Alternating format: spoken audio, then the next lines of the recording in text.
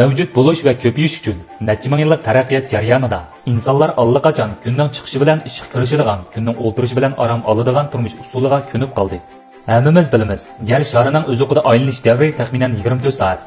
Yer sharidagi ko'p qism rayonlarga nisbatan aytganda bir sutka vaqt bo'lsa 24 soat. Lekin Quyosh sistemasida bir sutkalik aylanish davri 84 yilga yetadigan sayyora mavjud bo'lib, u dal Uran. Biz ko'z orqali ko'zlaydigan Venera, Mars qatorliq planetlarga selishtirganda Uranning bayqilishi bir qadar agri to'qay.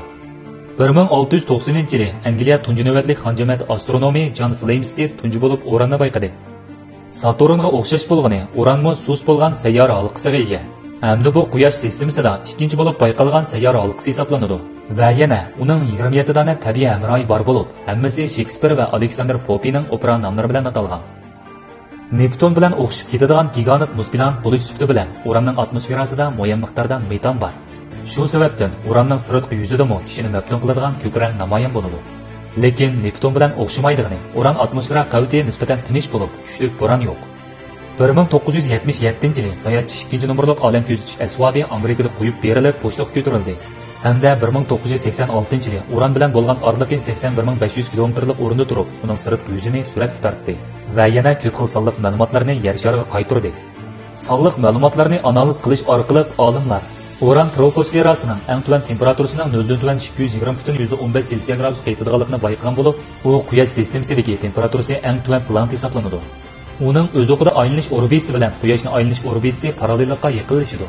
Bu Uran ikki qutbining kecha-kunduz olinish vaqti bilan Quyoshning aylangandagi orbitalik aylanish davri asosan o'xshash ekanligidan darak berilgan bo'lib, u 84 yilga yetadi. Uning ustida saharda bahor, tushda yoz, kechqurunda kuz, yarim kechada qish bo'ladi. Uning ikki qutbidagi bir kunni yer sharining vaqtiga sundirganda ayrim-ayrim holda u 21 yil kecha, 21 yil kunduzni boshdan kechiradi.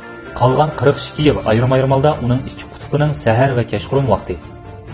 Sonliq ma'lumotlarni biriktirish orqali olimlar yana Uran ustida bir cho'nqurligi 10,000 kilometr keladigan, temperaturasi 6650 Selsiy gradusga yetadigan suv, kremini, magni, azotliq molekula, hidrokarbon birikmasi hamda ionlashgan modda qatorliqlar tashkil qilgan suyuq holatdagi dengiz okean bor bo'lishi mumkinligini faraz qildi. Uran ustidagi g'oyat zo'r va eg'ir havo besimi sababidan bu yuqori temperaturli dengiz okean qaynamaydi ekan hamda parga aylanolmaydi ekan. Lekin yana ba'zilar Uran ustida bu dengiz okean mavjud emas deb qaraydi. 2017-yili bir yer shari xarakterlik astronomiya tadqiqot guruhi Uran bo'lib qatlamining cho'qqisida hidrogen sulfitni bayqadi.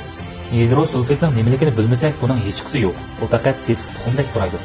Mening qarashimcha, Uran bo'lsa bir quyoshni ko'ri deb do'malaydigan ko'pranglik sesiq tuxumga o'xshaydi. Ekran oldidagi sizlar uni sifatlaydiganga texnik yaxshi amalimiz bormi yo'q, bilmadim. Bo'ldi. Bu qadimlik sayohat oxirlashdi.